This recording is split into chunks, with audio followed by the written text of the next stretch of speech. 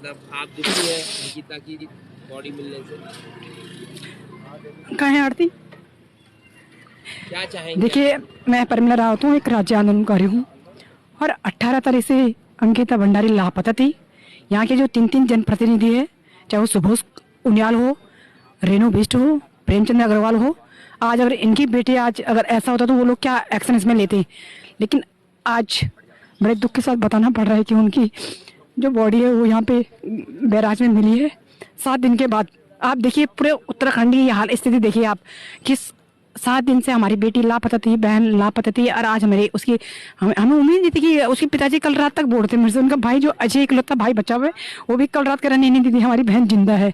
हम लोग भी बड़ी आस लगा के बैठे थे, नहीं इन्होंने जो कुछ भी करा है इन 3 बदमाशों ने, इन हत्यारों ने, लेकिन उसे छोड़ा हुआ कहीं ना कहीं वो हमें जिंदा मिलेगी। लेकिन हमने इसलिए नहीं बनाया था ये राज्य कि 19 साल की लड़कियां यहाँ पे इस तरह से बलि का बकरा बनाएंगे। यहाँ के जो गुंडे बदमाश मवाली लोग हैं, कुछ शब्द नहीं है हमारे पास बोलने के लिए। आज हमने ये राज्य इसलिए बनाया था कि इस तरह से हमारी बहनों को मारा जाएगा, बलात्कार करके किस तरह से उसके दांत तोड़ रखी। मैं अभी अंदर यहाँ जो शेखर सुयाल साहब है, मैंने उनसे रिक्वेस्ट करी कि हम लोग पूरी रात हमने बॉडी देखी है, बॉडी उसके दांत टूटे हुए। इन्होंने मुझे सेक्सुअल हरासमेंट जो हो, आज तक मैं सुनी रही थी ये चीजें, अभी भाई लोग भी बता रहे थे, सामाजिक कार्यकर्ता ये लोग। कल हम रात को वहीं रहे थे लक्ष्मण झूला थाने में, तो वहाँ पे चर्चाएं चलती। मैं नहीं हमारा उत्तराखंड देवभूमि है, यहाँ पे ऐसे लोग नहीं है। लेकिन दुर्भाग्यपूर्ण बाहर के लोग आकर हमारी बहनों से बलात्कार कर रहे हैं और इस तरह से उनको मार के फेंक रहे। तो पूरे उत्तराखंड से मैं अपील करना चाहती हूँ कि सब लोग ये मत सोचने कि आज अंकिता की बॉडी मिल चुकी है, हम लोगों को पूरी मजबूती के साथ हम लोगों को उसको न्याय दिलाना पड़ेगा।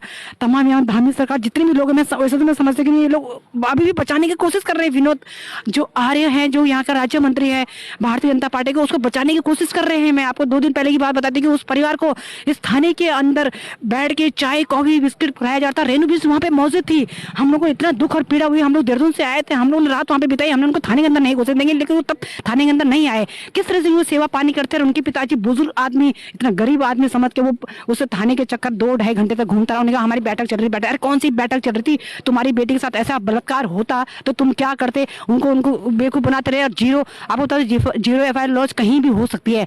3 थाने, ऋषिकेश थाने में, मुनिक रेती थाने में और इस थाने में जाकर ये बेवकूफ बनाते रहे। अगर ये पहले शायद 18 तारीख को अगर समय पे यहाँ की जो सरकारें जाग जाती तो शायद वो जिंदा बच सकती थी, क्योंकि उसके दांत टूटे। मैं भी बॉडी देख के आई हूँ, उसको किस तरह से पीटा हुआ है, बहुत बुरी तरह से मारा, उसको सेक्सुअल करके और उसको मार के जिस तरह से।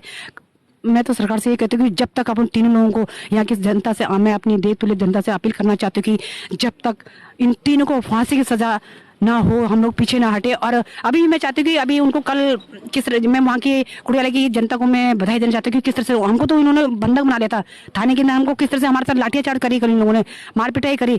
लेकिन मैं यहाँ की जनता से, पूरे उत्तराखंड की जनता से कहती हूँ कि जल्दी से जल्दी हम लोग उनको फास्ट ट्रैक में निवेदन करूँगा कि CBCID जांच भी होनी चाहिए इसमें, किसके पीछे क्या चीज़ है और क्या इसकी बनी। वहाँ पर पहले प्रियंका नाम की लड़की काम करती थी, उसके साथ भी ठीक वैसे ही हुआ, पर मामला वैसे ही दब गया जैसे अंकिता का मामला दबाना चाह रहे थे। बिल्कुल बिल्कुल, निश्चित तौर पे आपने बहुत सही क्वेश्चन किया। ये अंकिता का मामला दबाना चाहते थे। अगर हम जैसे हम लोग बीच में आते, मेरी ये सरोजनी सकलाल जी है, हमारी आरती राणा जी है, तमाम मेरे भाई लोग, अगर हम आते नहीं तो हमें ये लोग, हमें कब से, हमें कल से DM साहब ने, SSP साहब करे अपने घर चल जाओ, आप हमें घर तक छोड़ देंगे। अरे हम घर छोड़ने की जरूरत कहते हैं, हम तो उसको न्याय दिलाने के लिए आ रखे हैं। हमने कहा जब तक अंकिता नहीं मिलेगी हम घर नहीं जाएंगे। हम उनको बोल कर रखा था।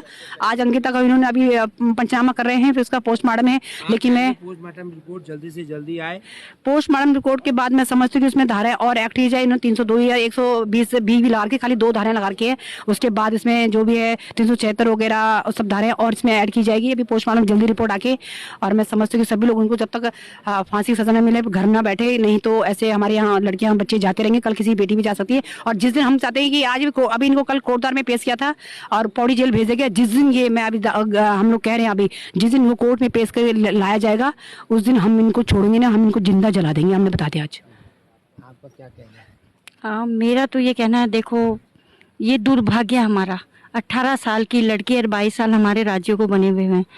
हमने तो क्या कहना कि मतलब हम कहीं सेफ नहीं है। ऐसे दरिंदे हमारे राज्य में पनपेंगे, इन्हें तो जिंदा जला देना चाहिए, इन्हें कड़ी से कड़ी सजा मिलनी चाहिए। और अंकिता के कातिलों को मैं कह रही, मेरे पे शब्द नहीं है बोलने के लिए, भगवान के घर देर है अंधेर नहीं है, उसका तो पूरा सत्यानाश होना चाहिए और यहाँ इसका रिसोर्ट बिल्कुल खत्म कर देना चाहिए। और वो रिजॉर्ट जो है सेक्स रैकेट का अड्डा था। हाँ, मुझे यही लग रहा है। और लड़की के साथ कुछ इतना गलत हुआ है कि लड़की की हालत देखी, हमने लाश देखी अभी तो देखी नहीं जा रही है, मत कह ही नहीं सकते कि उसके साथ क्या हुआ, मारपीट हुई, क्या हुआ क्या नहीं हुआ, बहुत ही गलत हुआ है। उसके माँ बापों को न्याय मिलना चाहिए। ये अंकिता पूरे उत्तराखंड की बेटी है, पूरा उत्तराखंड ही जाग जाऊं, मैंने कह दिया। आज उसके साथ हुआ, कल हमारे साथ भी हो सकता है। ये रुकवाना हमको, आज हमारे लिए अंकिता कुछ ना कुछ छोड़ गई है, ये क्या पता इस उत्तराखंड के भलाई के लिए ये हुआ है।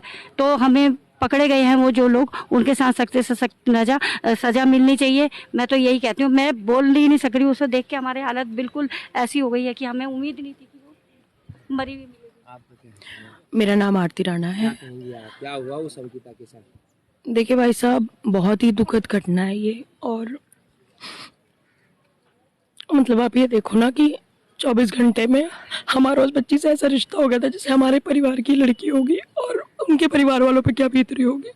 तो मैं तो एक लड़की होने के नाते यहाँ पे आई हूँ, क्योंकि जो चीज़ हुई है ये बहुत गलत हुई है। आपको लग रहा है 22 साल के राज्य में हमने 19 साल की अंकिता को खो दिया, ऐसा शर्म का राज्य हमने बनाया? देखिए, मैं तो कल भी हमारे डीएम साहब से बात हुई, हम रात भर थाने में बैठे रहे, और मेरा तो डीएम साहब से यही एक निवेदन रहा है कि आप इस जो ये केस हुआ है, इस केस के माध्यम से कैसा एग्जाम्पल सेट कीजिए पूरे उत्तराखंड के लिए, वो पूरे उत्तराखंड के साथ साथ पूरे हिंदुस्तान के लिए, कि अगर कोई ये धनबल वाले लोग हमारे पहाड़ की लड़कियों को अगर ऐसा समझते हैं कि उनके पास पैसे नहीं है और वो रोजगार के लिए बाहर निकलेंगी, गरीब परिवार से हैं, तो हम उनको अलग तरीके से टॉर्चर कर सकते हैं। आप ये देखिए, मैं तो धन्य करना चाहती हूँ उस लड़की ने इतनी हिम्मत दिखाई। भाई साहब, उसका एक ऑडियो आ रहा है जो ट्विटर पे भी चल रहा है और सोशल मीडिया पे भी चल रहा है।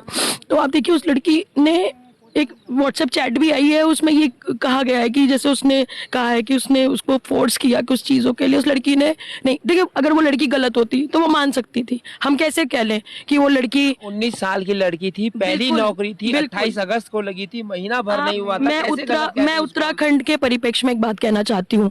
हमारे अभिभावक अपने बच्चों को पढ़ाते हैं, हमारे पहाड़ों में होटल लाइंस कितनी हैं, लड़कियां भी बाहर निकलने की कोशिश कर रही हैं, और अगर उसने हिम्मत करी, पहली नौकरी ली, तो उसका मतलब ये तो नहीं ना कि आप किसी लड़की को दबोचोगे। तो इस समय तो कानून को बहुत स्ट्रिक्ट होना पड़ेगा। मैं तो आपके चैनल के माध्यम से धामी जी से निवेदन करना चाहती हूँ कि इस केस को छोड़िएगा नहीं, और ना हम छोड़ेंगे। अगर हमें कहीं भी दिखा, हम एक दिन बैठ सकते हैं ना, तो हम तब तक बैठ सकते हैं जब तक न्याय नहीं होगा। ये बात सत्य है। धन्यवाद। तो धाकड़ धामी जी, मातृ शक्तियां बड़ी नाराज है और आशा कर रही हैं, अगर आपने उन आशाओं पर पानी फेर दिया तो ये देर नहीं करेंगी उन हत्यारों को सजा देने में। इसलिए जाग जाइए। अगर आप कहीं सोए हुए हैं और 7वें दिन अगर उसकी डेड बॉडी मिल रही है और 1 महीने के अंदर अंदर अगर उनको हत्या की जो है सजा नहीं मिल पाई, तो ये जाग जाएंगे। फिर सही सरकार सोई रहेगी, ये जागे रहेंगे। इनके आंख के आंसू देखिए, इनका दिल का दर्द देखिए, ये सब देखिए, तब जाके तय कीजिएगा कि हमने उस रिजॉर्ट को जो अभी 1% तोड़ा है, 100% कब तोड़ेंगे उस सेक्स रैकेट के अड्डे को, और कब उसको फांसी के तख्ते पर लटकाएंगे, ये आपने तय करना है। बाकी मातृ शक्तियों ने अपनी भावनाओं को आपके समक्ष रख दिया है। धन्यवाद।